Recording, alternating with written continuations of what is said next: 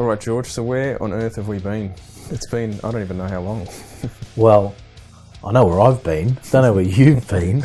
But it's easy for me to say because, I mean, you've been the busy one.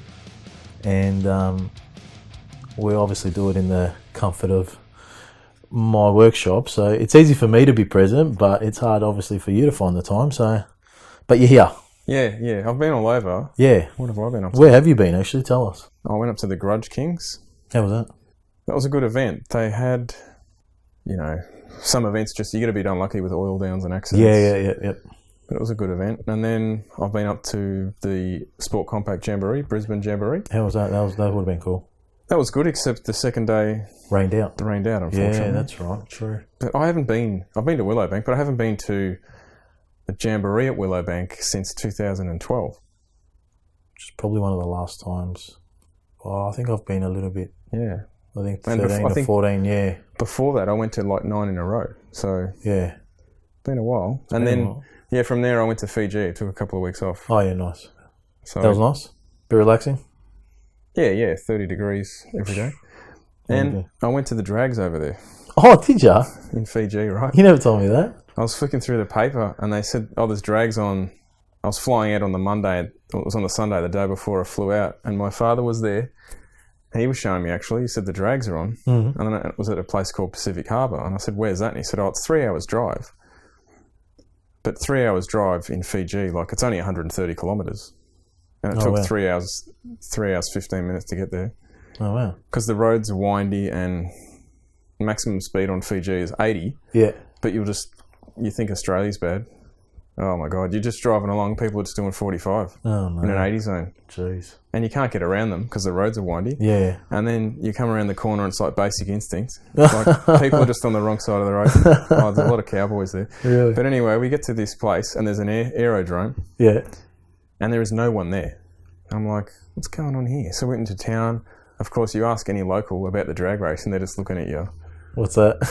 What's drag racing? So we drive back to it, and my father's like, it must be another aerodrome. I'm like, how many aerodromes do you think are in this place? Yeah. So we drive back, and there's a bloke there picking potatoes or something. And we said to him, hey, are we in the right spot? And he goes, yeah, it got cancelled. Oh, no I'm way. like, why? And he goes, the weather's bad.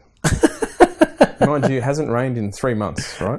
Not one drop of rain in 3 months. No way. And instead of 30 degrees, it was like 26 degrees that day, and there was like one cloud. And we're like, are you serious? Wow. Yeah.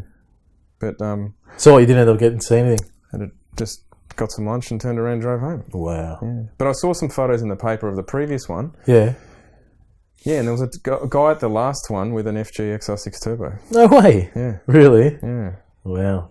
Barra of the world, He had literally. a set of street radials on and everything. Really?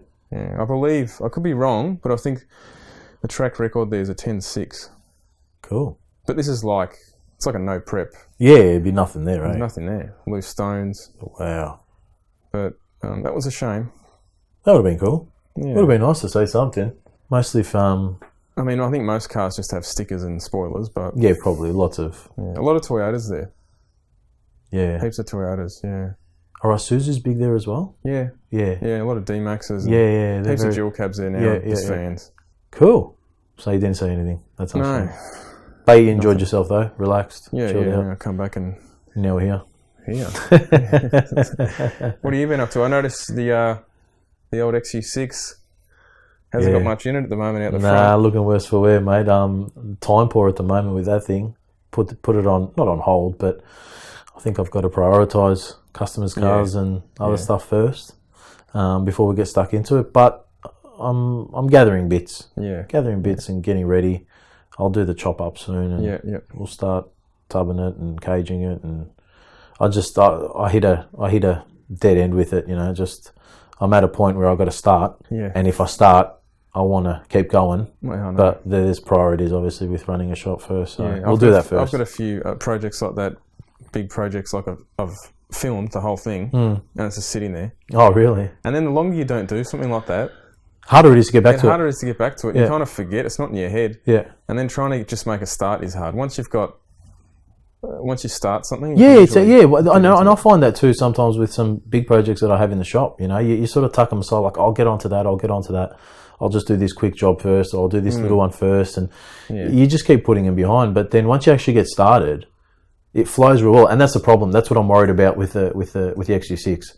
If I get started, I'm worried. I'll commit too much time to that, and at the moment, with the workload in the shop, I don't have that time to throw around. So until we clear up some big projects in the shop, which we're getting on the arse end of, which is good. Once they're out the way, then we'll get stuck into the VT. But I have been thinking about, and it's the problem when you don't have a car that you're working on, your mind wanders. You know what I mean? But I have been thinking maybe doing another new project. No, just a street car, just something to tie in some time between, because the VT, the XG6 is going to be a pretty big build, and it's not something that's going to happen overnight. I want to get serious with it. I'm going to do things that, I've already taken the block off. I've sent the block off to go get, actually I have been doing stuff on it, but I sent the block off to go get, I had a dummy block, like a dead block lying around. So I've sent that off to go get cut up, so we can see how much area we've got for sleeves, because I'm going to sleeve the block. And then once we figure that out, we can obviously order the sleeves. So I sort of want to, because my time is more based on the vehicle itself, doing the engine is easy because I can offload the work to the guys that help me out with that stuff. So I can get something happening. Do you know what I mean? So so I've sent the block off, or dummy block anyway. That's getting chopped up and machined out, so we can see how big of a sleeve we can put in it and how big of a bore we can go. Once I get that done, I'll order the sleeves. We'll fit the sleeves. Then I can order the rotating assembly, rods, pistons, and stuff like that. So is there much on the market for that engine? Yes and no. Rods and pistons are available, which is really all you need if you're building something, pretty cruisy. They've got a decent crank in those, haven't they? Yeah, they've got a decent crank, but I'm actually looking at possibly chasing up a crank from the twin turbo Cadillac version of the engine in the States, because they run a slightly better engine, built better. I think it's the LR4.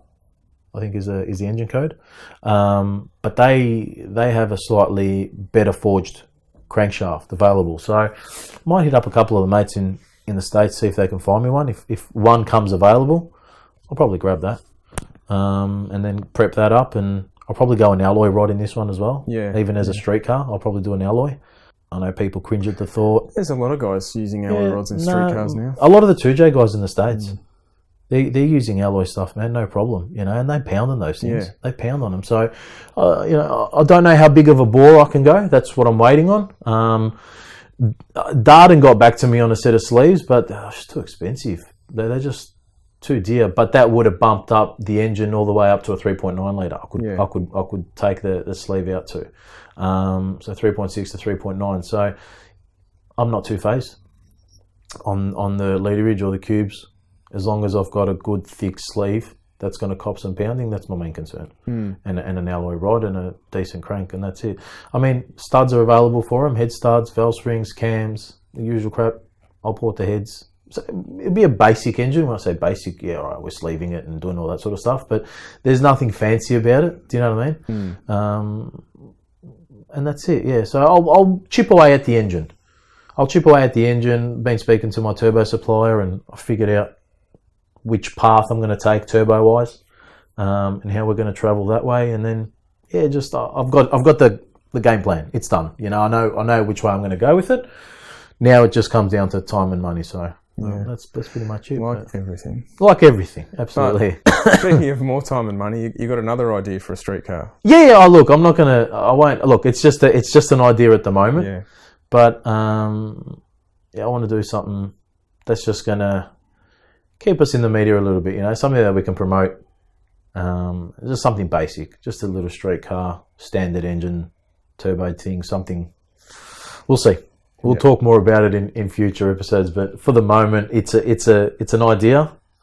The car's there. I've got the car as a daily, so the idea is there. We'll see. We'll like I said, we'll talk more in the future about it. It all depends if it comes good and But it won't. It's a budget thing, just a little budget race. So we could probably even do it as a project car. Yeah, full boost project car if you want. I think we will if you decide to go ahead with that. We'll do some videos on it, and but speaking of engine conversions, you wanted to touch on a few others in this episode. Look, I think it's the popular phrase of choice, I'd say, with hot rodders these days. Engine conversions, what engine you're putting in it, nothing, unless you're buying a new car or a Commodore with an LS in it or a Ford with a Barra in it. If you're buying anything else, you want to do an engine conversion. Do you know what I mean? So I just thought I'll look back at what engine conversions were and what they are today. And it's chalk and cheese. But they're chalk and cheese in many aspects, right? There's pros and cons in both. I thought, you know what? We'll touch on it and see if it sparks a bit of an interest with the listeners, and if I'm on the right path with what I'm saying, and I think it'd be an interesting topic, because I mean everyone's doing it, like sex in the 80s, like everyone's doing it. So it's something that I think we should touch on and have a little discussion. When I first sort of got into turbo engines, I did prefer 4 cylinders at that stage. And the number one engine conversion to have was an FJ20. Yeah, oh, dude, they're unreal. They were the best. They were really strong. Yeah, they were unreal. Yeah. They're a great... They still are a great engine. They sound unreal. Yeah, unreal. But I mean, did George Fury have one in his Bluebird? I think, was that Bluebird... Was it Z18 or was it an FJ? Yeah, it might have been an FJ. I can't actually remember. Yeah, one or the other. It was either a Z18 or a 20, but... that car... I should know that. Yeah, I know. But that car is just synonymous with... That ran the 214... Was it 214 around Bathurst? He won a Bathurst, didn't it? No. No? No. Okay. No, it did... it set the qualifying record. Okay. They cranked it up and... Oh, yeah. Yeah. They used to run... I remember it was the Formula 1 cars when they were turboed. I remember reading in an old... Might have been in Maximum Boost. Do you remember the book Maximum Boost, the Turbo Bible? Yeah. That was really good, that. That was unreal. Oh, I think I read that about 10 times cover to cover. Yeah, for people who haven't seen it, it's not a magazine. No, it's an actual book. It's an actual publication, yeah. But they used to run fuel injectors as boost solenoids. Yeah. As a overtaking button. They'd use them on the straights and stuff. Yeah. So an overtake button, they'd bang on the button and it would open up the injector, and the injector would just bleed off more air, and this thing would probably dial in another 10-15 pounds and just fly past. Yeah. But that's how simple and coarse they were, I guess. Yeah. Yeah, it's kind of amazing they got... Well, I know they used to have engine problems, but that they'd actually be able to do in endurance races. Back then too. Yeah, it was like a hand grenade. Yeah.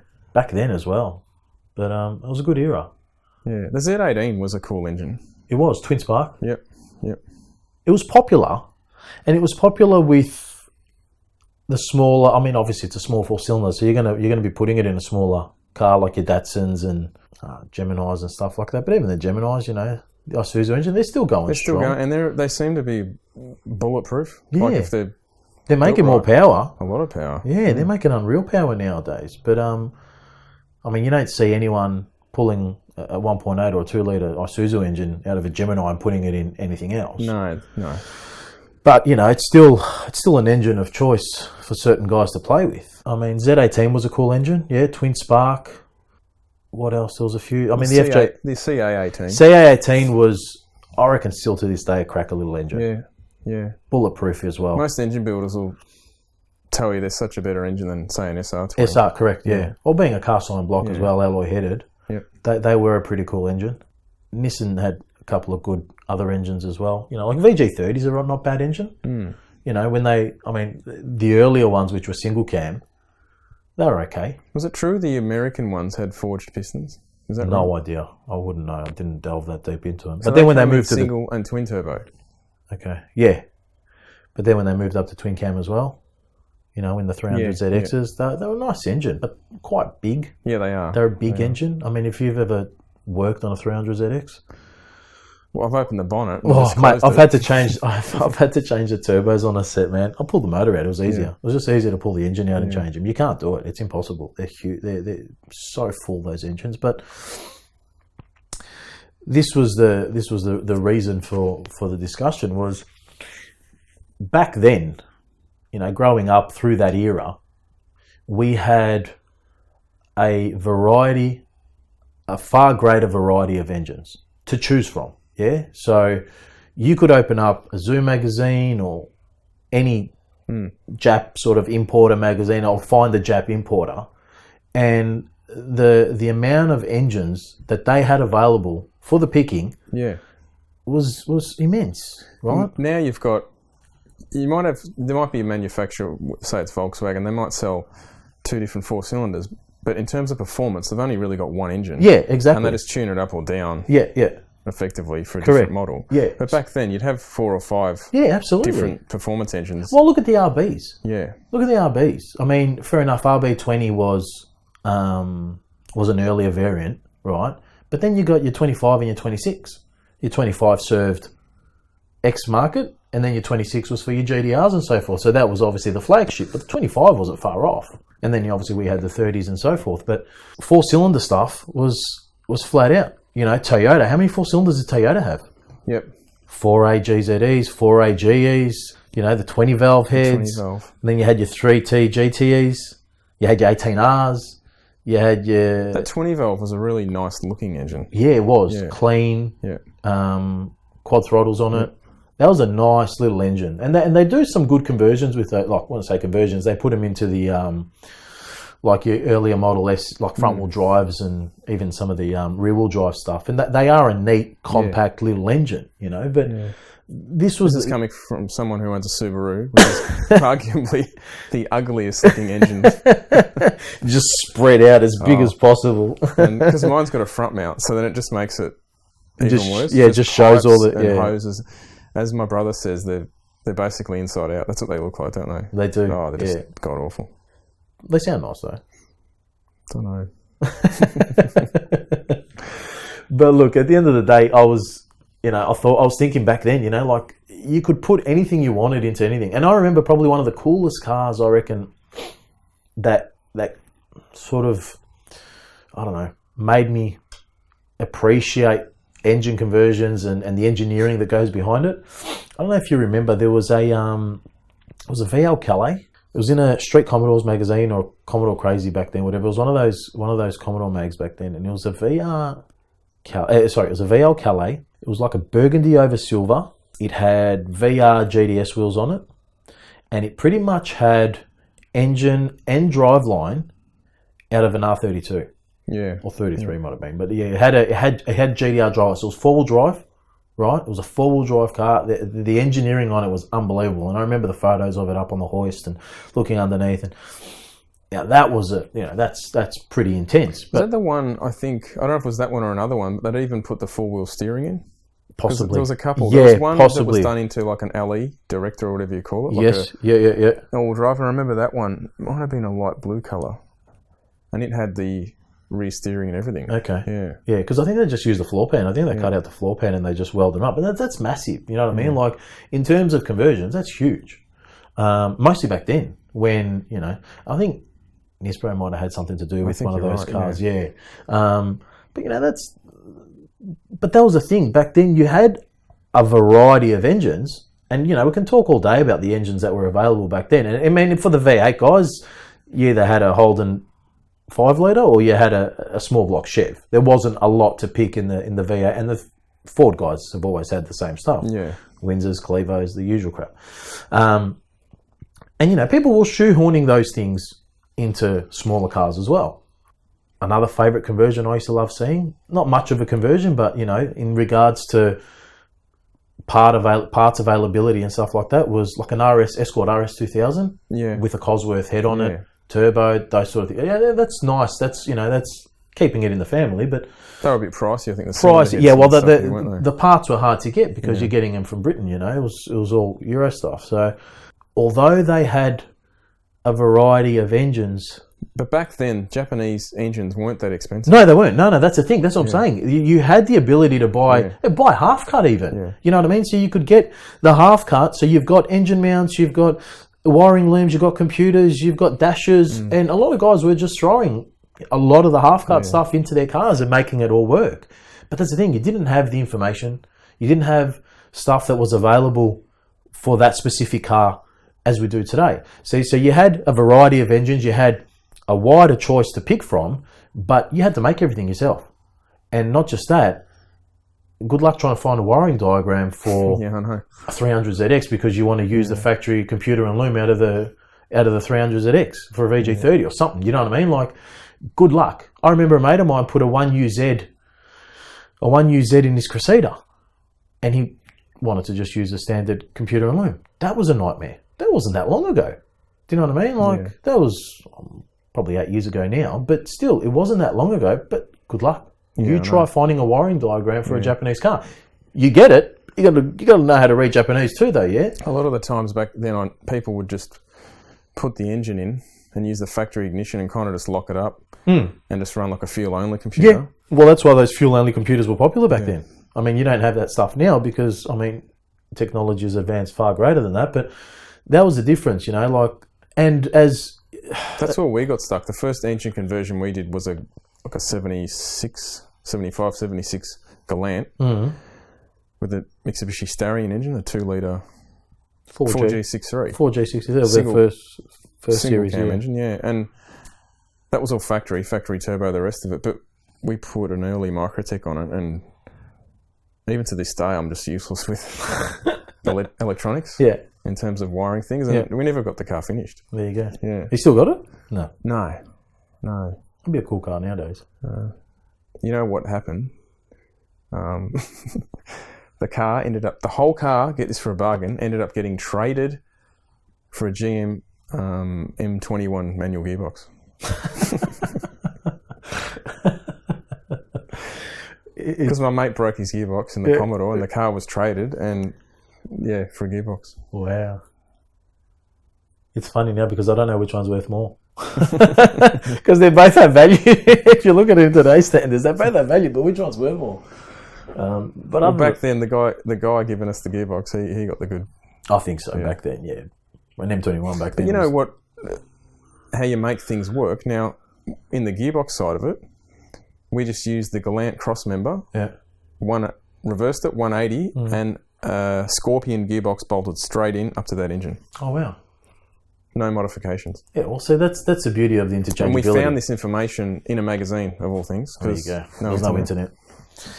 Yeah, there you go. So look, we had options back then, but you just had to have the balls or the ability to piss fart around with things and make it work. Do you know what I mean? So hot rodding, in a sense, back then was a bit more of a talented form. Oh, absolutely. Do you know what I mean? You needed to be a bit more talented. And I mean, that's where we sort of started anyway, you know, like I was building stuff in the garage and giving it a crack, really. But, you know, you fast forward to today and you're like, oh, you know, there's no engines around, it's boring.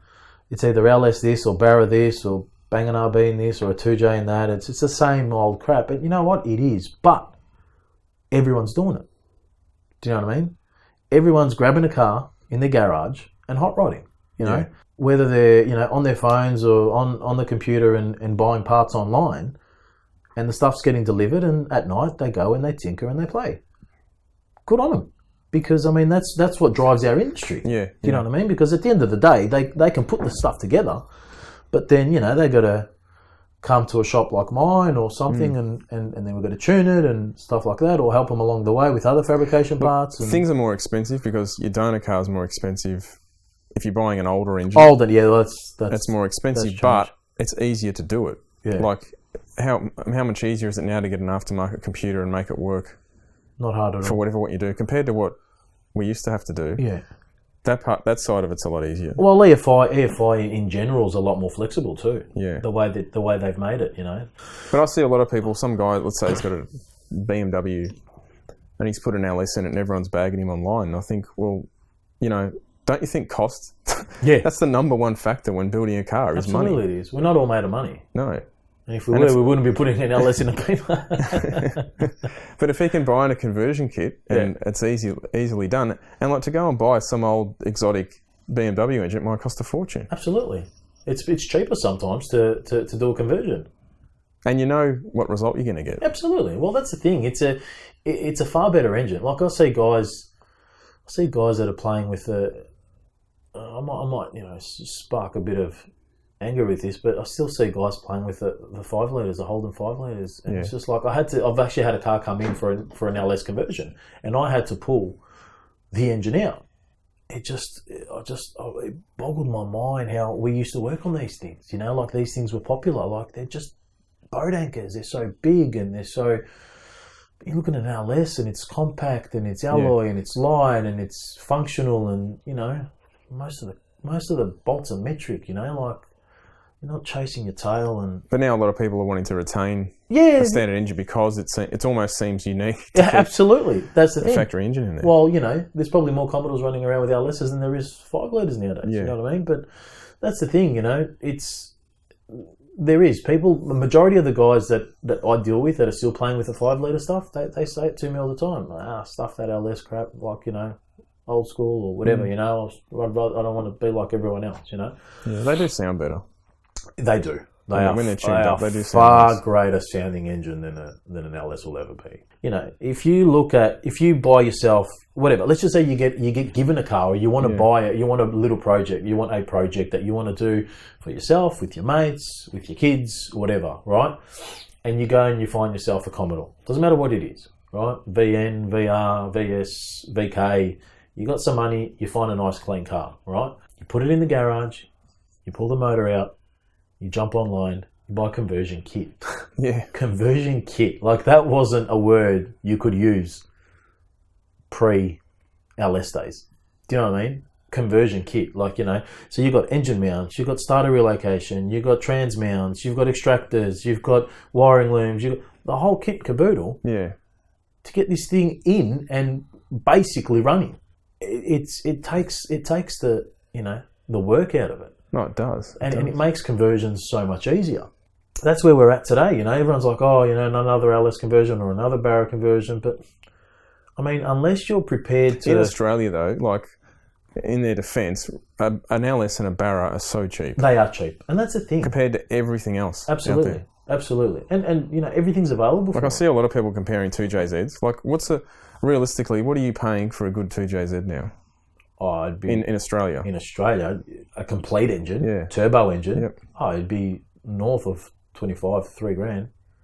Oh, I think you'd be struggling to get one for that, wouldn't you? Yeah, that's what I'm saying. Yeah, it'd be north of that. Yeah, a lot of money. Yeah. But yeah, you probably wouldn't find anything that cheap. No. You can't compare a 2J to a Barra.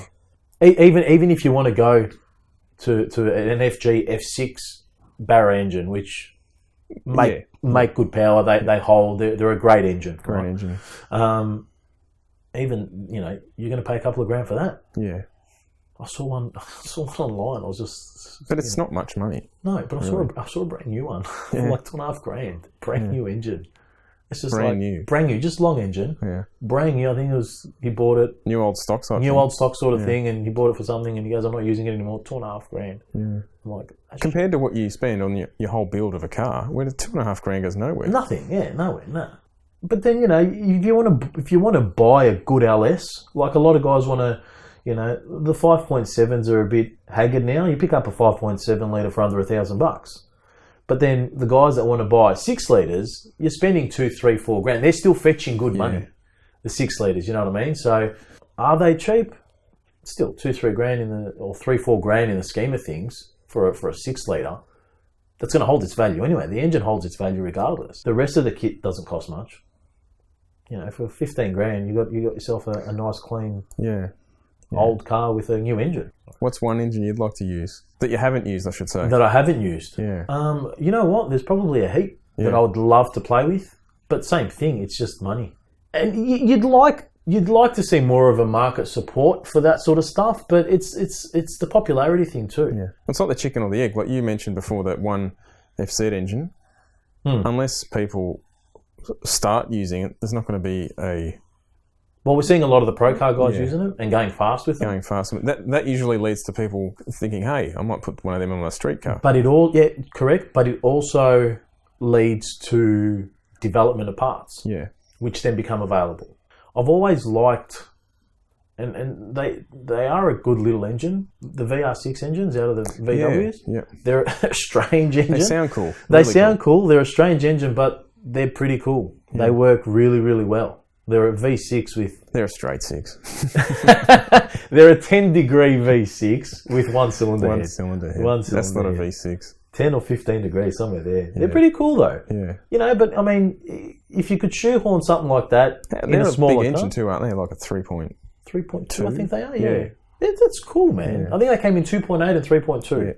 I think 2.8 was the early single valve. Yep. And the 3.2 was a multi-valve. You see them used a lot in engine conversions in Europe, don't you? Yes, correct. Yeah, because they're a cool engine. They're a cool engine. Like in a rear-wheel drive and front-wheel drive application. Yeah. But that's it. That'd be cool, yeah. VR6s are cool. One engine that keeps winning Engine of the Year is Bmw Inline Six that powers the 330 series. Do you know what I mean? The N54 and N55. So 55's got the newer injection? Yeah, I think the 55's DI. Yeah. I don't know if they're both DI, but I know the 55's DI, and that's the hard part because, you have to try find there's not many ECUs that are going to be able to control the DI side of it. If you convert it to non-DI, different story. But that's a cool engine. So that engine is effectively, as far as I know, is in the new Supra. Yeah, you mentioned that. I haven't seen the details of the new Supra, but possibly, absolutely. It's come out. I mean, I know Japanese always underplay power figures, but I think it was only rated at something like 315 odd horsepower. Yeah. Because they've got their limitations too, don't they? Back in the day, nothing would have been over, 206 kilowatts or something on it? I don't think they have that anymore. But even now, a lot of engines seem to be underrated. Yeah. But everyone's expecting this, not to be like, the Supra made let's say 206 kilowatts back then, but you're like, a lot of things have changed, like emissions is massive. Yeah, absolutely. And go and compare, say, an engine making 200 kilowatts 20 years ago, the engine now will make maximum torque 2,000 RPM earlier. Yeah. Because you were saying, like, direct injection and the rest of it, and they're completely different to drive. Absolutely. You can't just look at peak power. No. What else is there? Any other engines you can think of that you'd like to see a bit of a play with, or...? I saw a video the other day of... Now, my brother's actually got this engine. One of his cars has it. The Volvo 5-cylinder, the XR5. Yeah, they're a cool little engine. Turbo engine. His car's standard, but I know with an exhaust and everything on it, they can sound pretty damn good. I saw a video of one making 900 horsepower at the wheels. I saw that one. Silver XR5 or something recently. I think it was dark blue. Oh. But my first thought was... how are you going to use 900 wheel horsepower in a front wheel drive? Yeah, I know. Because they make a fair bit of torque too, those engines. Yeah. What's the point? But that goes to show the potential of the engine. Oh, that's what I mean. Yeah. That'd be cool. Shoehorn something like that in a Datsun or a Corolla or something, rear wheel drive. His Pro had a fast XR5 Focus. It ran, I could be wrong here. I think it ran a flat 12, but like 125. Like it was making a bit of steam. Yeah, that's cool. Not a popular engine in Australia. Yeah, no. Not at all. No, you know what's a good engine? We don't have them here. We can get them imported, but I think they've been trumped by the LS over in the States as well. But GM do a Vortec 4.2 litre inline six. I think they call it the Atlas 4.2. I think it's the engine code's an LL8, right? Yep. That's a V6. No, inline six. Oh, inline six. Sorry. Inline six, yeah. So inline six, 4.2 litre, twin cam, Vortec, Unreal Engine. I think even standard they hold some power, so you can bang a turbo on them and force some boost into them, and they make some serious torque. And they're an alloy engine too. So are they a rear-wheel drive engine? Yeah, they're in the trucks. They're in the trucks. Yeah. So that'd be a cool engine. I've thought about one of those too. Just import one in and have a bit of a play, but. Again, it's where I stand when it comes to playing with cars. It's you want to play with a market that's going to bring you some business. Oh yeah, for my sake, yeah. But if there's listeners out there that want to try something different, then all honesty, man, have a look at these engines because they are unreal. And they've got they've got that like little cult following in the States, you know, because again, not everyone wants to run an LS over there. But yeah, they're pretty cool. I wouldn't mind playing with one of those. And one of the jamborees we went to, probably one of the best jamborees we've ever been to, but we had a hire car. We hired a car, obviously, when we got off the plane. It was an Orion, Toyota Orion. Those V6s that are in those things, I think they're the 2GRs. That's right. Yeah, they are unreal. They are such a nice engine, V6, and they're cheap. Yeah. Do you know what I mean? And it's a Toyota engine. You know you're buying a good engine. Well, they're in a Lotus. Yes. They're in a Lotus run. Didn't you say there was a... It's effectively a Camry engine. Yeah, I've had a bit of experience with them. Yeah. Harrop one of their customers has one. Oh, yeah. With their supercharger kit on it, and it makes nearly 400 real kilowatts. Really? 85, but it makes about 340 from memory on pump. On pump. Puts out good power, and that car's an absolute rocket. Is that a built engine? It's got rods and pistons, that's about it. That's about it. But that's cool. From memory, I could be wrong, I think they're an open deck. Oh, are they? Style block. From memory, I could have that wrong. Could be mixing up my engines, but yeah. I mean, even the owner said, you know, if he happened to bang an engine, it's effectively a Toyota engine. It's not, you know, looking overseas, trying to find some AMG expensive engine. Yeah. They're underrated. Yeah. And for a V6, that car sounds quite good. Yeah, it's V6. That's the problem with V6. Yeah. It sounds like shit. I know all about that. I know all about that. Don't worry about that. Yeah, so look, I mean, we've got options, but that's the thing. You're sort of putting yourself, you know, it's a better version of the past. Yeah. If you want to play with something of that nature. Well, something like I thought about doing would be cool. Like I touched on that 5-cylinder. It's a Volvo engine. Yeah, it's a Volvo 5 engine. Yeah. Putting something like that into a Mark 1 Escort. Hey, but Mark 1 Escorts are worth bloody 20 grand. But this is the problem now. Yeah, you can't buy any those idea things. you have? You think, I'm out 50 grand, I haven't done anything. That's the problem. That's the problem with the cars. Because the cars are so expensive, Yeah. right? You're better off. Like I like FJ Datsuns and stuff. I know I'm better off just buying someone else's finished car. Yeah, unfortunately. You just pay the money and find a good one, but you know you're getting to do it yourself would cost a fortune. So then that raises the question: has the pricing of cars killed hot rodding? Like for someone like me, I'm not someone who can just go and build a car. So like I've got to get help. So if you could do it yourself, yes, you could have a go at it. But you know, I'm not in that position. I never will be. Yeah. That's fair enough. And for myself, like, don't get me wrong, I'm happy to play with it. Oh, you can do things on a budget, like you were saying. You could get you could buy an old EA Falcon and put a Barra in it, and realistically build a 9-second car for not a huge outlay. Not a huge outlay, but then you know how many people can look at an EA Falcon and consider that pretty. It's not a classic car. It's not a classic car, no. But to do it to something earlier, like your XDs, XEs, that's clean. Yeah. Or a Fairmont or a Gear or something like that. I see a few Barras in Cortinas now. Yeah, Cortinas, but they're not cheap either. No, you know, not at all. Not at all. You know, so that's the problem. You know, the cars are now out trumping outweighing the cost of the conversions or you know the engine side of things. When you speak to a lot of people with a lot of these cars, they'll say, "Oh, I've had this car 20 years."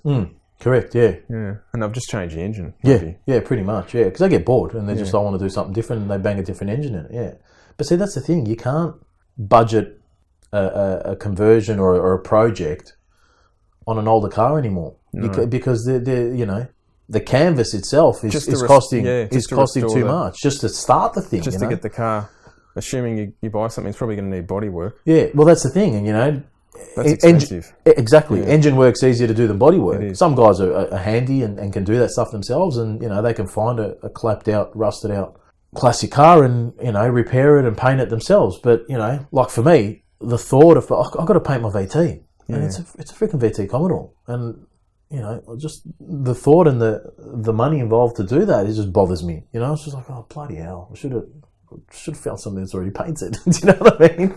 But you just don't paint it. Oh, look, yes and no. Needs work. Needs a bit of paint. Needs a lick of love. Wrap it. No, don't say that. It's rubbish. No, look. At the end of the day, it's you know, have we progressed? Do you think we've hit peak conversion? Well, what else is there? That's the thing. What else is there? Like you said, there's plenty of conversions, but the there's not so much uniqueness in it anymore.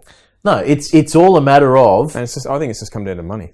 Yeah, pretty much. But it all comes down to what Support. are you putting an LS or a Barra in? Yeah. That's as unique as it's going nowadays. We're starting to see Barras in Skylines.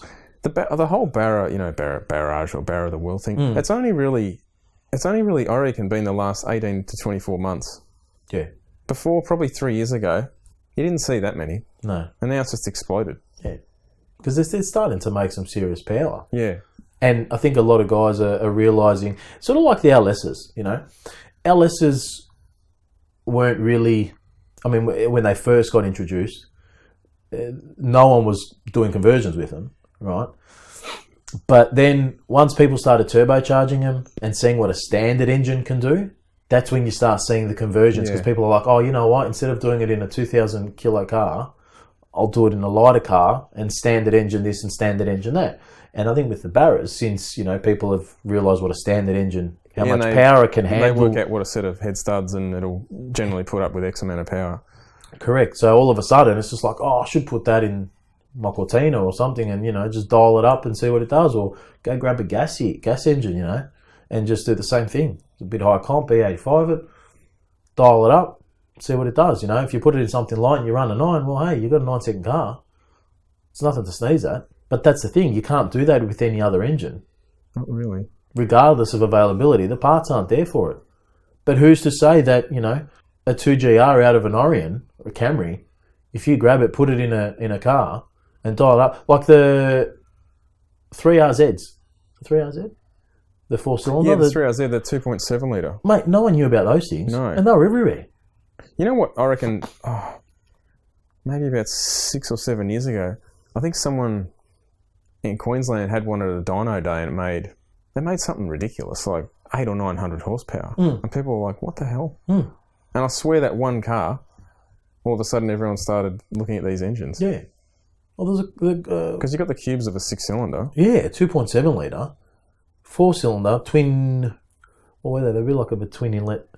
Like they had like twin port inlet. I can't say I know much about them. Yeah, but they're unreal. Because I think when I started realising what they can do, I've done some research on them, and guys in the States, I don't know if it was the States or Brazil or South America, I think maybe even Puerto Rico, like one of those South American countries, they were going and grabbing them out of the wrecking yards. Yeah. Like we're talking open engines that have had water in them and everything, like where the oil should be.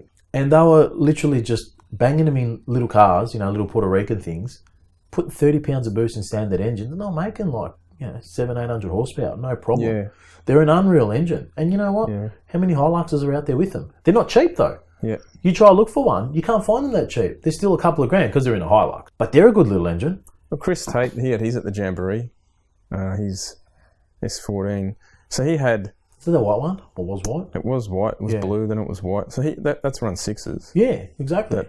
So he had an N13 Pulsar front-wheel drive. I can't remember how fast it was, but big slicks, fairly quick thing. He wanted to buy do you remember those import Bluebirds? Mm-hmm. Speaking of oddball cars. U12? Yeah, that's it. So he wanted to put, from memory, if he's listening, I could have this wrong. He wanted to put a 3RZ in that. Oh, wow.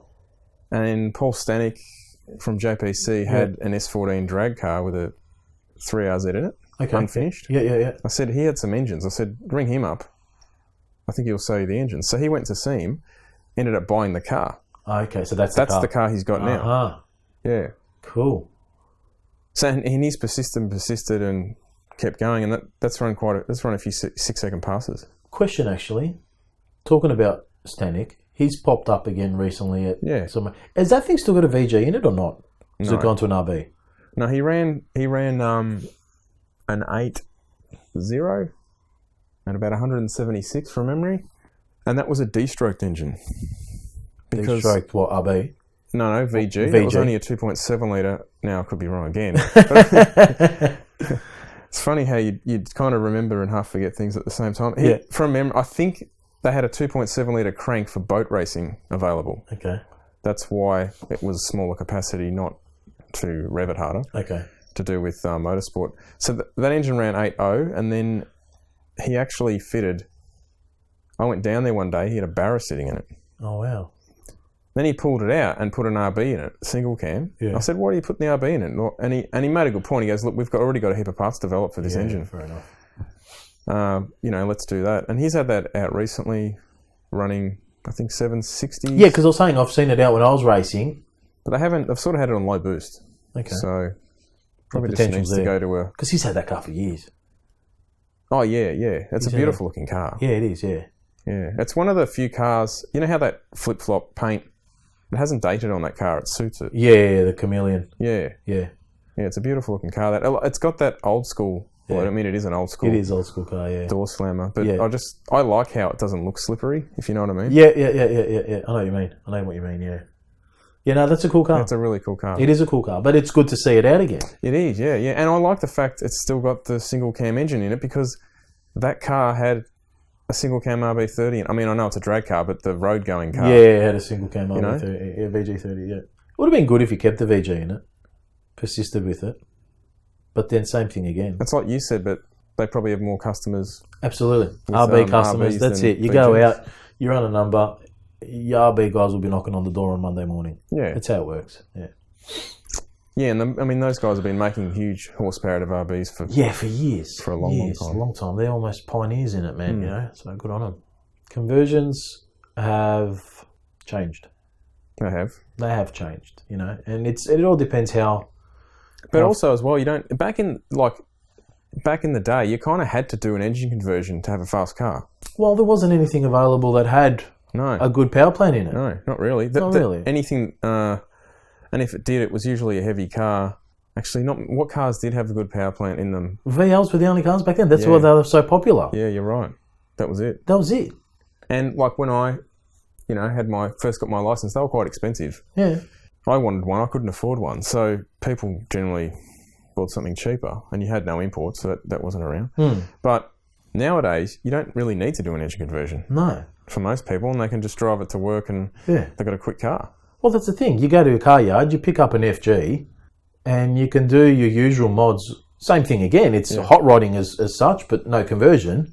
You know, so you're buying your parts online, you fit them yourself, or you take it to a shop and you fit them. You get the car tuned, you go out and you race it, you run a 10, and you drive it to work every day. And it does the job. I was just coming here then, you got the Mazda dealer up the road there, and there was a MPS, or I think the Yanks call them Mazda 3s, Mazda Speeds or whatever. Yeah. They're a pretty cool little car. They're a good engine. Yeah, great engine. Good little DI engine. Yep. They make good power. Rod and piston in something like that, and a good decent turbo, man, the thing will fly. And the Mazda 6 version of the MPS was full drive. But now they don't even sell anything like that. No. They've got nothing. No. Well, hot hatches have sort of died. You know what's a really... No, your Europeans are doing it well. Correct, yeah. So you've got your Volkswagens, your Audis. Renaults, Peugeots, all that. They've all got a hot hatch available. You know what's a cool, quick little car in the hot hatch section? The Volvo, the S60. Yeah.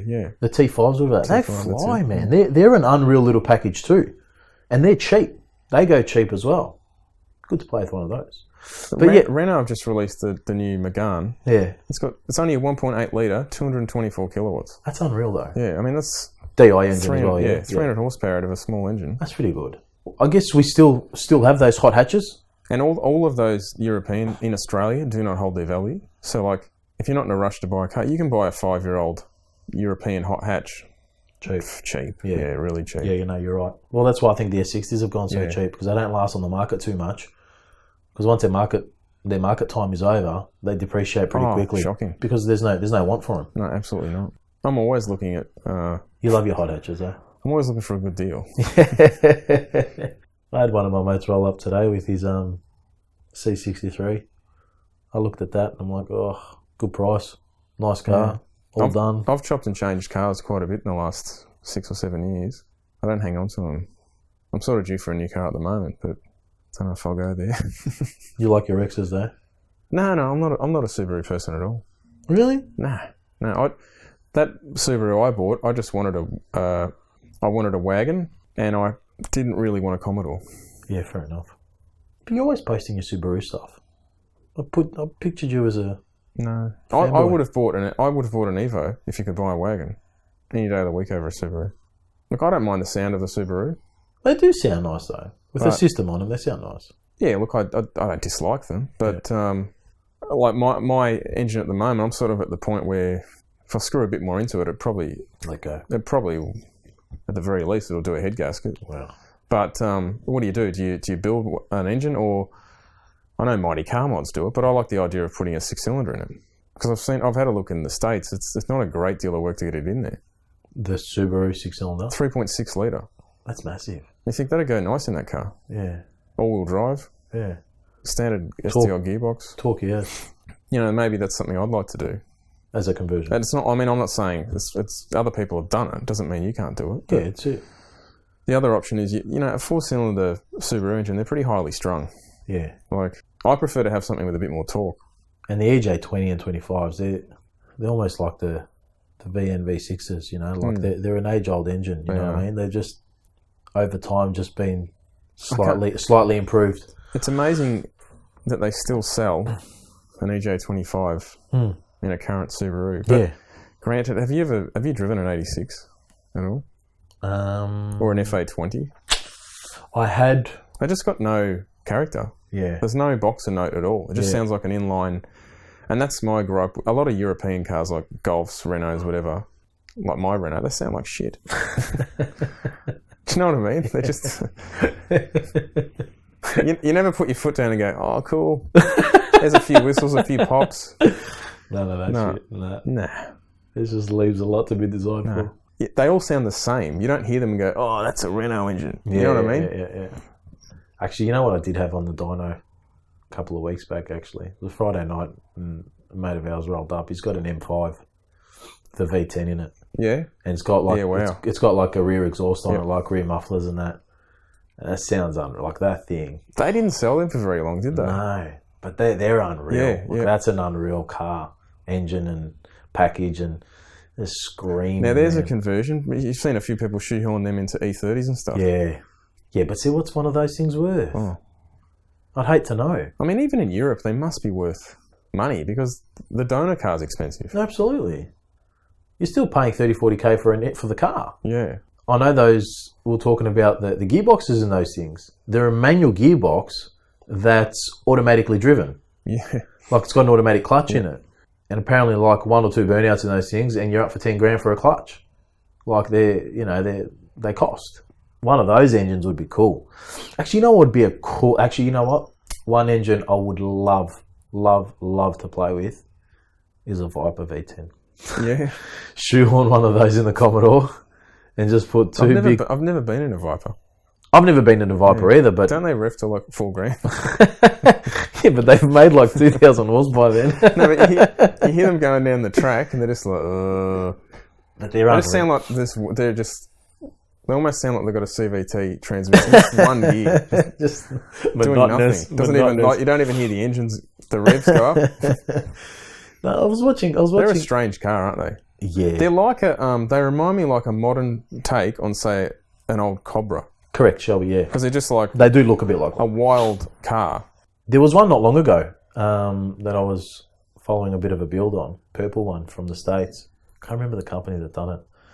But this thing had like big cube engine because they stroke them and they build them and all that stuff. And had like a twin 55s or something on it.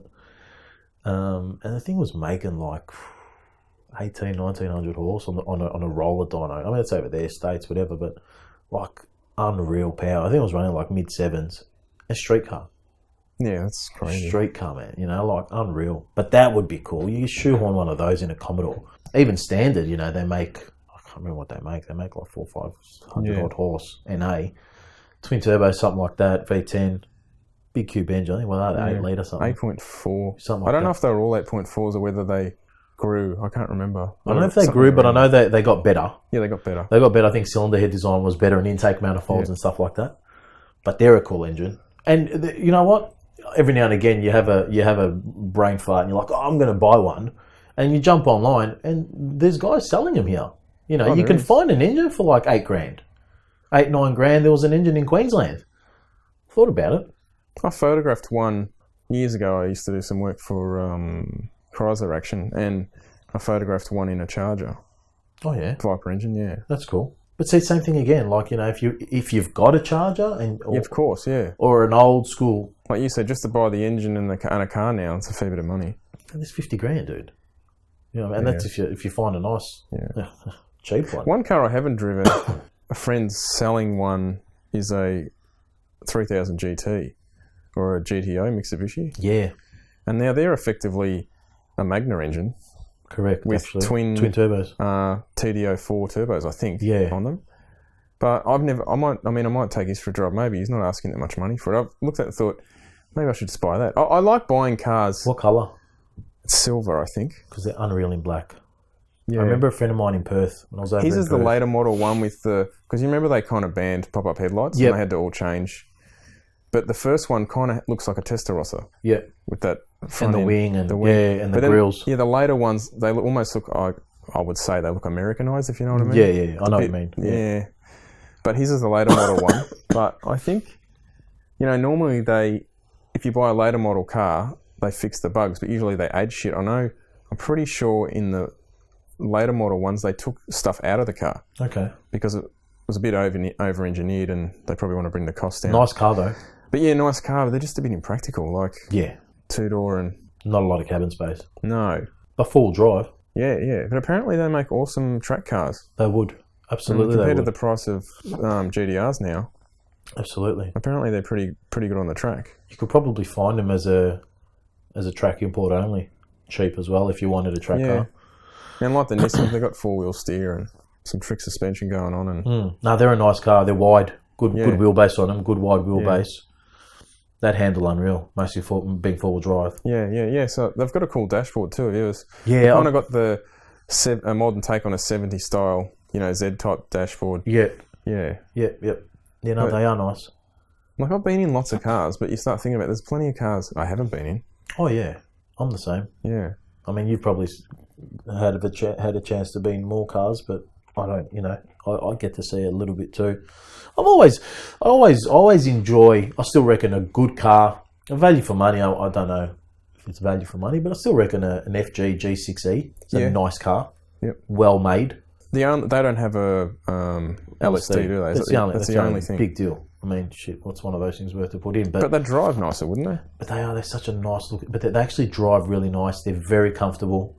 And then, I do quite... The only thing I don't like about them, a lot of them have that awful beige interior.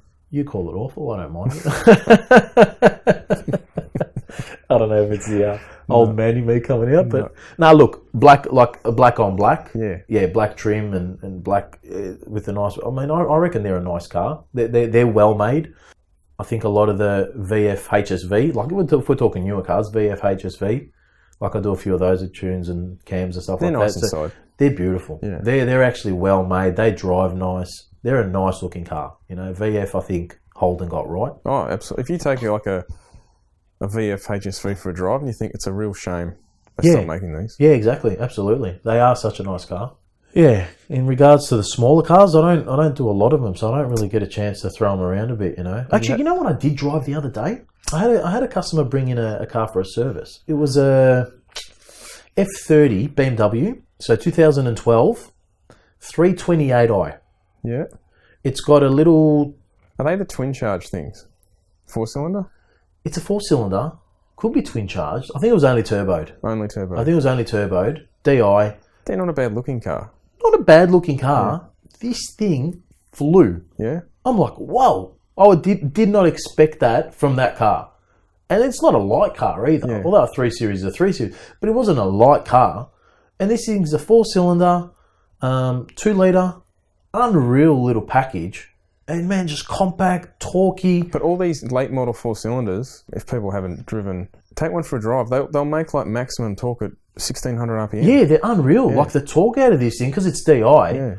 And the way the turbo kicked in, it was effortless. It was just like, man, this thing was just smooth and like, wow. And you know what? I haven't looked what they're worth, but I can't imagine that'd be dear.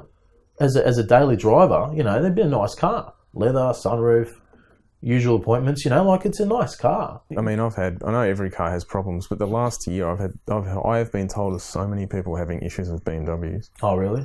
It's funny because you can say that about any brand though, I mean. Yeah.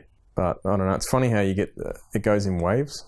Yeah. You just hear about it. Yeah. And these aren't by petrol heads. These are people just driving their cars to work and back. Yeah, I know what you mean.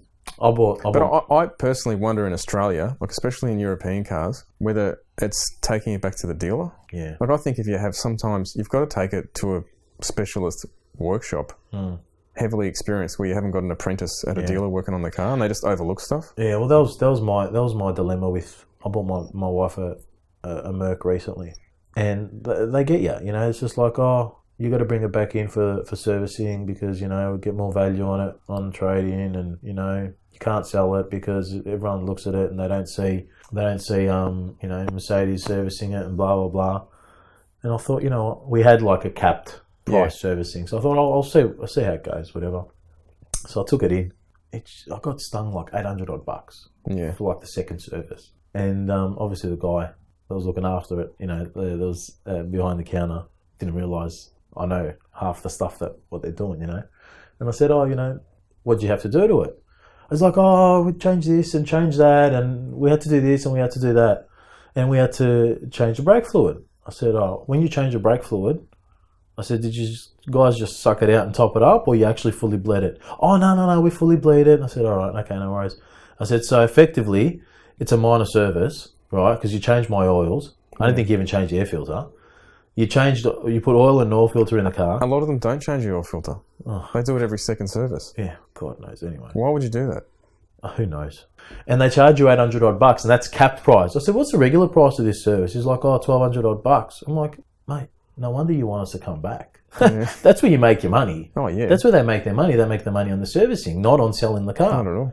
Because their cars, I mean, you see a lot of it, you know. You go into buying your car, they don't budge much. They're like, we sort of can't. That's our cost price.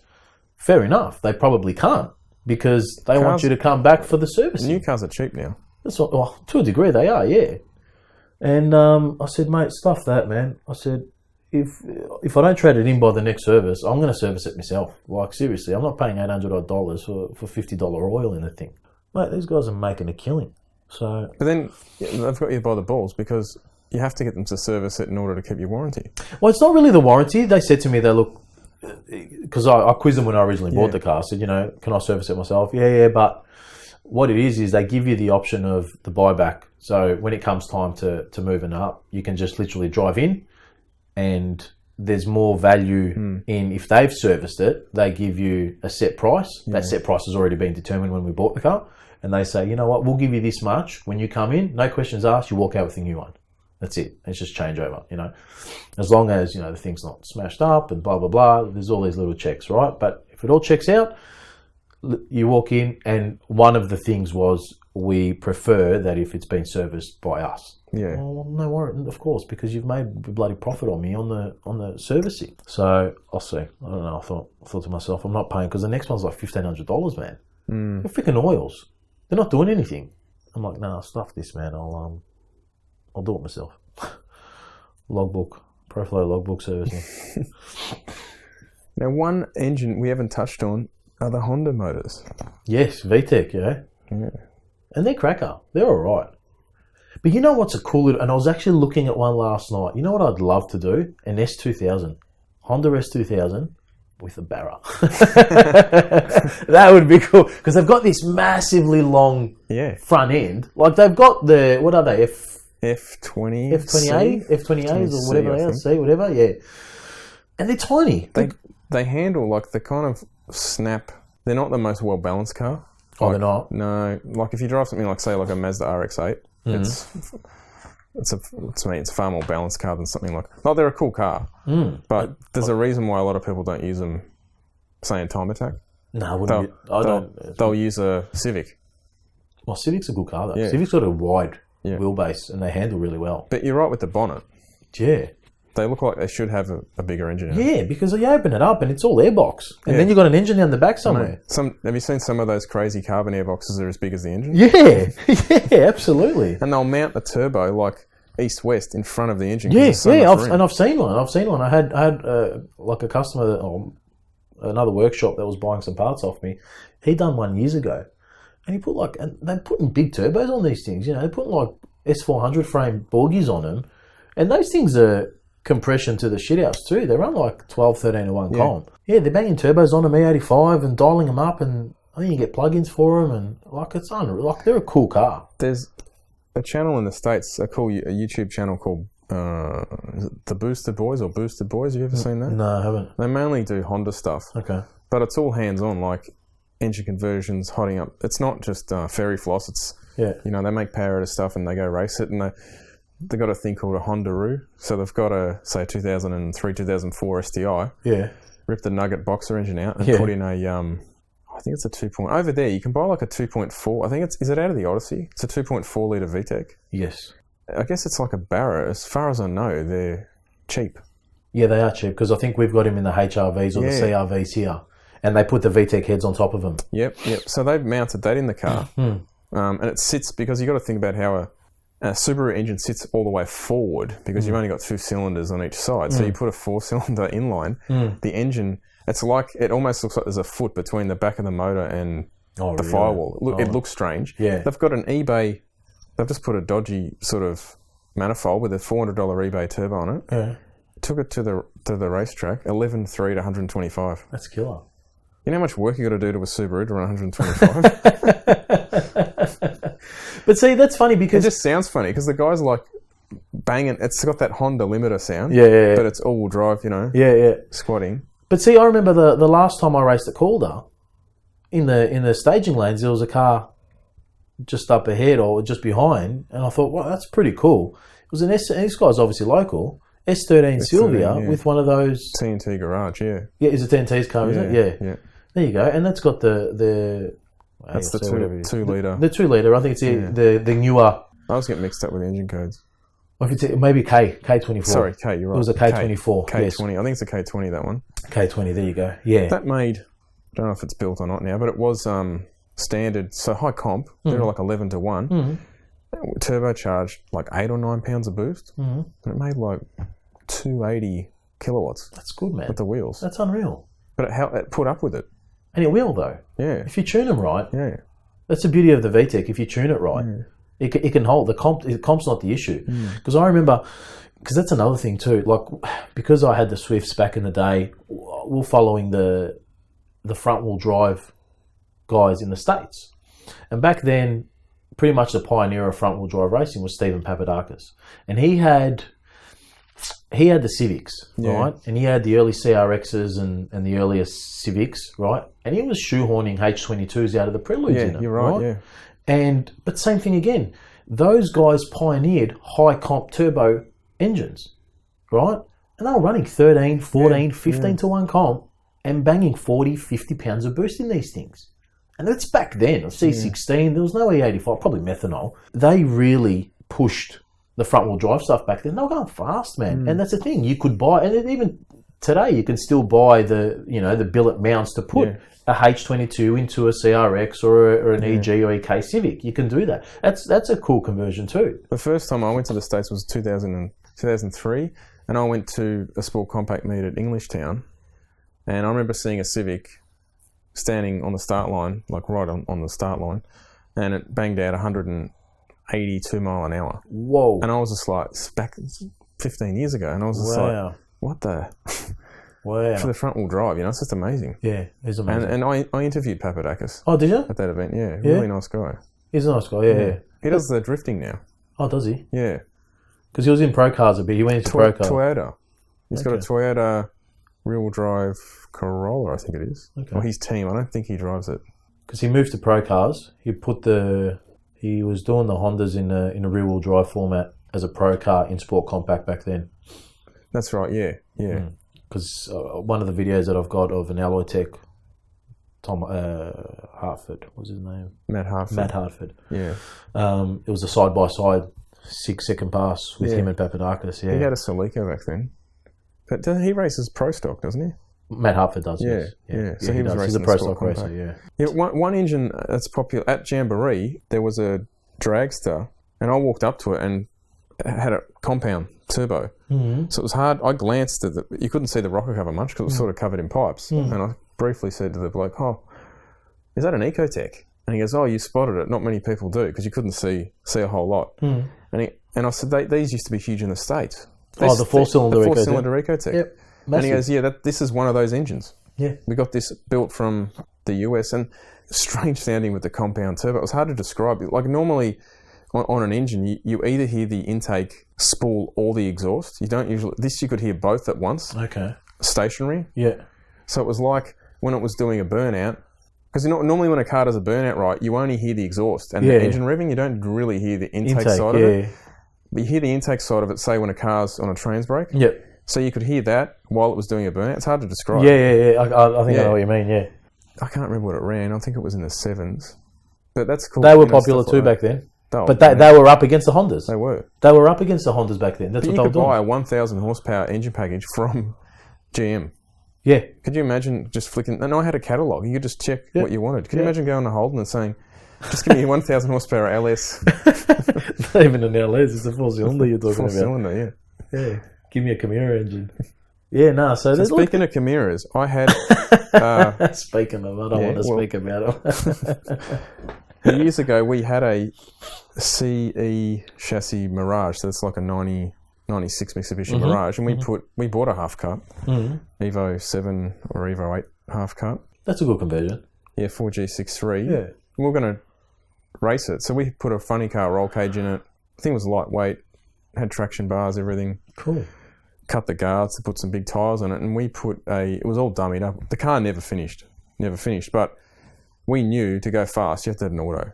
Back then, we knew the car would be boring to watch, but if you want to go fast in a front-wheel drive, you need an auto. You have to have an auto. You have to. Yeah. So we got a GM Camry gearbox, which some people may or may not know. They're an inline gearbox. So think of it like it's effectively a turbo 350 with a chain drive. Okay. Yeah. So the engine. So effectively, you've got two very short drive shafts. You don't have one long one like most front-wheel drive gearboxes because they sit at one end. Yeah. So the gears sit behind the engine. The gearbox actually sits behind the engine, like a north-south gearbox, but it's just mounted behind the engine with a chain. Okay. So you had a 3/4-inch chain, two short shafts, and in theory, we never built the box, but in theory, you should have been able to put, Turbo 350 stuff in it. So it should have been pretty strong. That would have been cool. And I still haven't seen to this day anyone use that gearbox here. Probably because of the front drive stuff, man. No one cares. No one cares. You're right. Don't get me wrong, man. The front drive stuff's cool. Like, you got to appreciate... I mean, we're all in it together, yeah? Just because it's not an LS or it's not a Barra doesn't make it not cool. Do you know what I mean? You got to appreciate engineering for what it is. Doesn't matter what it is. Like, we all have different tastes. What I like to eat every day and what you like to eat every day is totally different. But at the end of the day, both have to eat. No, I'm the same. I mean, if I can see someone spend a lot of time and the car's fast... You got to appreciate it, man. There's appreciation right there. But the problem is, you got too many people that are stuck in this. I don't know.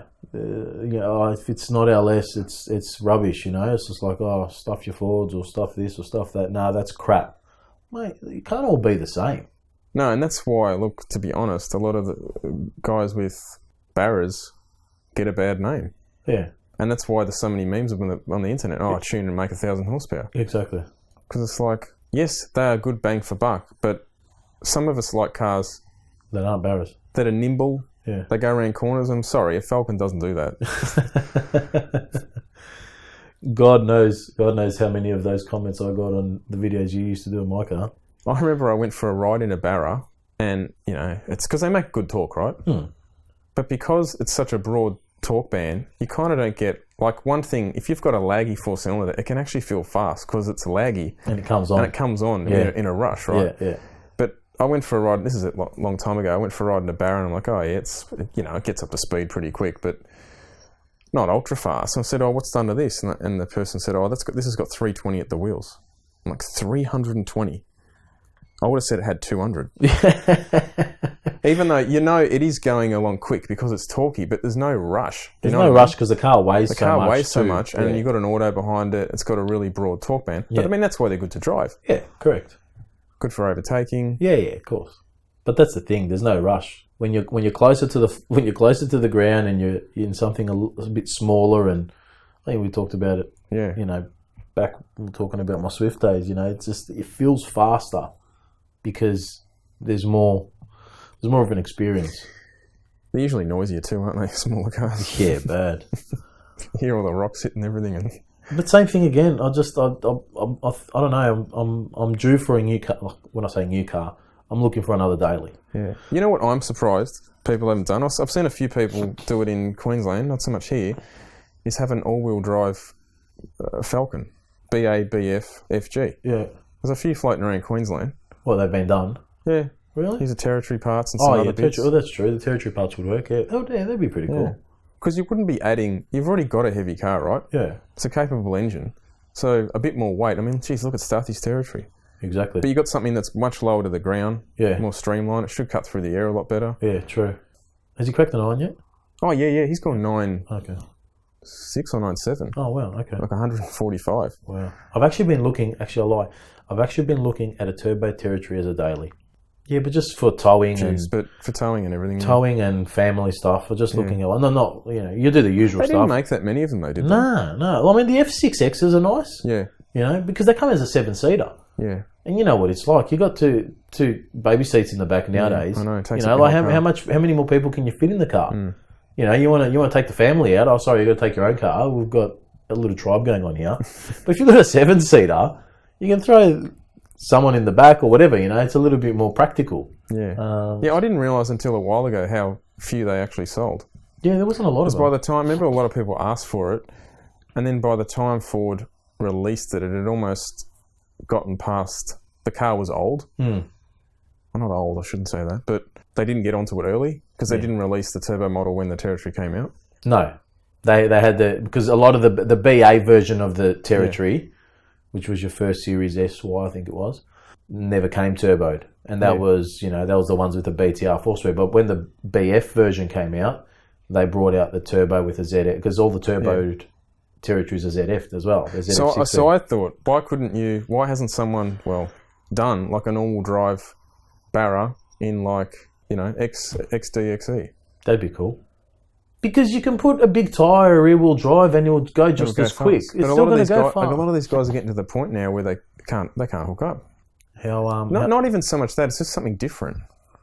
Yeah, well, goes back to that VR we're talking about with the GDR driveline. I know the problem with the Territory is the transfer system. It obviously was never designed as a performance side, but geez, CNC machines now, mate. You can make anything. You can make anything.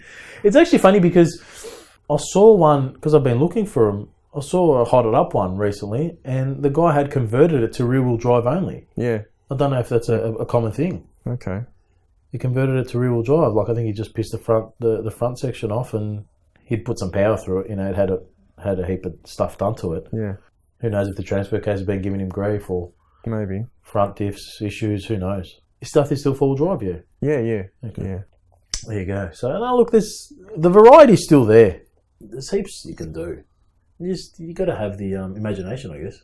And how long's a piece of string? Yeah, I know. Do you know what I mean? Like you said, full drive Falcon. Why hasn't anyone done it? Yeah, I'm surprised someone hasn't done it. Maybe we should do it. We should. Hey, maybe. Got me thinking now. Oh, look, man, there's heaps we can do. It all depends on how far you want to go. Can't be going out racing, you know. Speaking of racing, there's not a whole lot going on in Melbourne, is there? Street scene's died off massive. Do you think that's... I think weather's... coincided with... Well, there hasn't been much going on... At the track either. Yeah. I think the weather's going to start getting better now and tracks will open up, a few more events. Yeah, my brother went up to Swan Hill a few weeks ago. Yeah. He enjoyed it. It's a long day. Would be. Though, I think he said he left at 5. You know, by the time you race all day and then you might have dinner and then drive home, I think he didn't get home until, I don't know, maybe 11:30. But you know what? That's no different to us going to Heathcote on this side of town. Yeah. And you know what I said to him? Well, that's a lot less driving than going to Sydney. Yeah, true. I don't mind driving. I don't mind driving either. I mean, you've seen my trailer I'm building for my cars. Yeah. You know, that's why I need a car that can tow, because at the end of the day, put the car in the trailer and drive. Who cares how long it takes? Make a day of it, weekend of it, whatever. Have some fun. And I mean, that's the whole joys of racing, yeah? Like, you sit in the garage and you build a car, and, you know, you enjoy those times with your mates or on your own, whatever, you know. And going out racing is the same thing, you know. It's going out and having a bit of a chat. Yeah. And spending some time with mates. Yeah, some people complain how far the tracks are, right? And I think, how much time have you spent in the shed working on this? Not in the shed, not working on it. But how much time have you spent getting to that point, and then you're worried about a few hours behind the wheel? Like, really? Yeah, true. Yeah, true. And it's if that is so off-putting, why on earth are you building a race car? Yeah, true. Like, I see so many people, they'll start this full-on drag build. I don't mean a street car, a drag build, and they not once ever go to the track. And I'll say to them, do you really want to, what are you doing this for? If you're not going to the track to watch, why would you build a drag car? Makes no sense to me. Because it's like, you obviously don't actually like going to the drag, so why are you building a drag car? Yeah, that doesn't make sense. I mean, the beauty of the drag car is you're not limited to what you can and can't do to a car. Yeah. So, you know, some people go do a drag build just so they can, you know, put on the dyno and say, you know, that's what it's done. Because there's been no limitations with what I can and can't do to it, you know. I don't have to have a full exhaust on it. I don't have to have this. I don't have to have that.